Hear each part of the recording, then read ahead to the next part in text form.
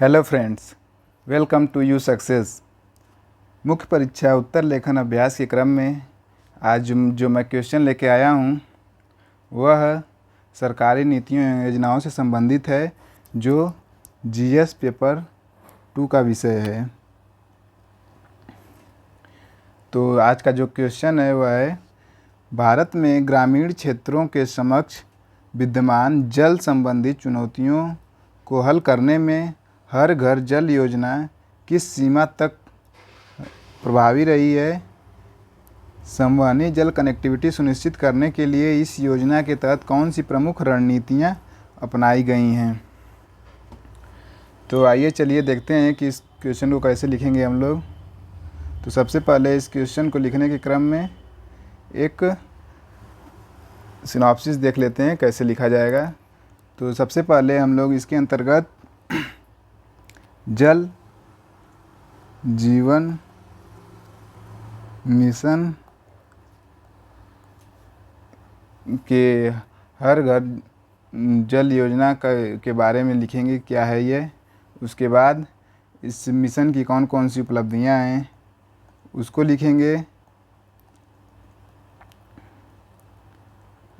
उसके बाद इसके समक्ष कौन कौन सी चुनौतियां हैं उसको लिखा जाएगा,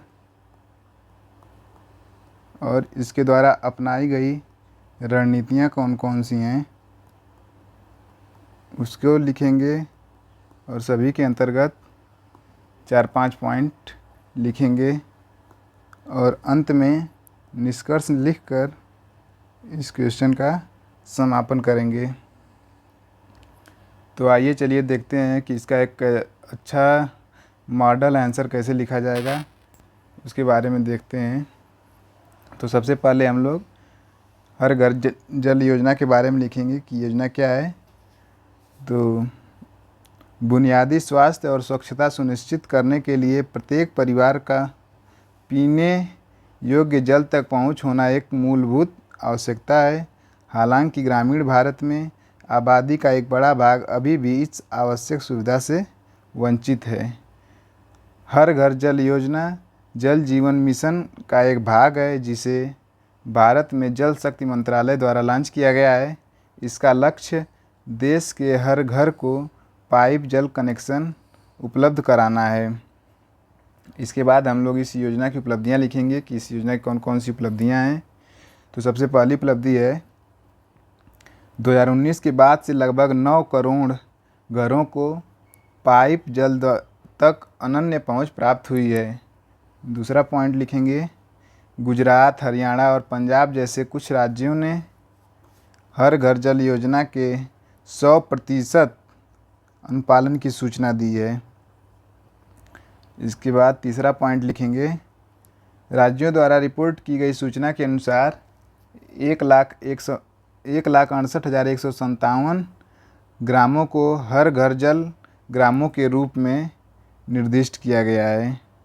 चौथे पॉइंट के अंतर्गत लिखेंगे, अनुमान है कि अप्रैल 2024 तक ग्रामों में 75% ग्रामीण घरों की नल जल तक पहुंच होगी। इसके बाद हम लोग इस योजना से संबंधित चुनौतियों को लिखेंगे कि इसके सामने आने वाली चुनौतियां कौन कौन सी हैं। तो सबसे पहली चुनौती के अंतर्गत हम लोग देखेंगे, कोविड-19 महामारी के कारण योजना के लिए आवश्यक सामग्रियों की उपलब्धता प्रभावित हुई है, जिसके कारण इस योजना में देरी हुई है। दूसरे पॉइंट के अंतर्गत हम लोग देखेंगे, पश्चिम बंगाल और केरल जैसे कुछ क्षेत्रों में जल संदूषण की समस्या बनी हुई है, जिसे सुरक्षित पेयजल तक पहुंच सुनिश्चित करने में बाधाएं उत्पन्न हो रही हैं। तीसरे पॉइंट के अंतर्गत हम लोग लिखेंगे, कार्यान्वयन में देरी के कारण लक्ष्य प्राप्त करने में भी देरी हो रही है, जिसके कारण लोगों तक अभी इस योजना का लाभ नहीं पहुंचा है। चौथे पॉइंट के अंतर्गत हम लोग देखेंगे, यूपी और राजस्थान जैसे राज्यों में नल कनेक्शन में प्रगति है, लेकिन ग्रामों का प्रमाणीकरण और पूर्ण कनेक्टिविटी अभी भी निम्न स्तर पर है। जल कनेक्शन का में वृद्धि तो हो रही है, लेकिन अभी भी पूरी तरीके से ये प्राप्त नहीं किया गया है। तो ये सभी चीज़ें इस योजना के समक्ष आने वाली चुनौतियां हैं, जिसको समाप्त करके इसको पूरी तरीके से लागू किया जा सकता है। अब इस योजना को प्रभावी करने के लिए रणनीतियाँ कौन कौन सी हैं उसको हम लोग देखेंगे। तो सबसे पहली रणनीति के अंतर्गत प्रशिक्षण कार्यक्रम और कौशल को बढ़ावा देकर, इसके अंतर्गत जो भी कारीगर हैं या कर्मचारी काम करते हैं इस योजना को लागू करने के लिए उनके प्रशिक्षण कार्यक्रमों को बढ़ावा देना चाहिए और कौशल को बढ़ावा देकर इस योजना को सुचारू तरीके से लागू किया जा सकता है। दूसरे पॉइंट के अंतर्गत देखेंगे जल संदूषण की समस्या को कम करने के लिए जल गुणवत्ता की नियमित निगरानी करनी जरूरी है ताकि लोगों तक शुद्ध और स्वच्छ जल, पीने योग्य जल पहुंच सके। तीसरे पॉइंट के अंतर्गत हम लोग देखेंगे जहां अभी काम शुरू नहीं हुआ है वहां तुरंत शुरू किया जाए, क्योंकि इस योजना के कार्यान्वयन में बहुत धीमी प्रगति है। इसीलिए अभी कुछ क्षेत्र ऐसे हैं जहां पर इस योजना का पर काम भी शुरू नहीं हुआ है, तो ऐसे क्षेत्रों में काम शुरू करके वहां तक योजना का लाभ पहुंचाया जाए। चौथे पॉइंट के अंतर्गत हम लोग देखेंगे प्रमाणीकरण और कनेक्टिविटी प्रक्रिया को सुदृढ़ करना पड़ेगा। अर्थात इसके अंतर्गत जहाँ जहाँ भी जिन जिन क्षेत्रों में हर घर नल जल योजना पहुँच चुकी है उन क्षेत्रों का प्रमाणीकरण किया जाए ताकि पता चल सके कहाँ तक इस योजना का लाभ पहुँचा है।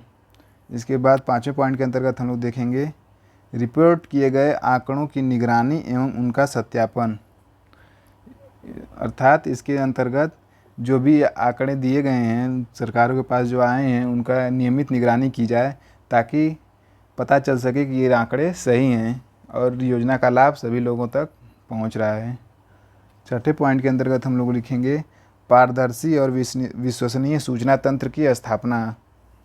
इसके तहत ऐसे सूचना तंत्र की स्थापना किया जाए ताकि इस योजना की प्रगति कहाँ तक हुई है उसके बारे में सटीक जानकारी उपलब्ध हो ताकि इसके में काम को और तेज़ी से बढ़ाया जा सके।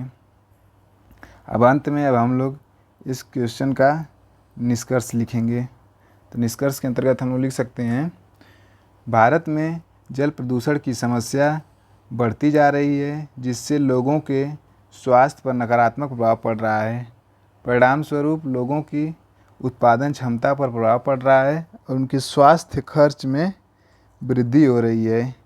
लेकिन इस योजना के उचित क्रियान्वयन के द्वारा लोगों के स्वास्थ्य में वृद्धि कर उनकी उत्पादन क्षमता को बढ़ाकर देश के विकास को बढ़ाया जा सकता है। तो इस तरह से हम लोग इस क्वेश्चन का एक मॉडल आंसर लिख सकते हैं।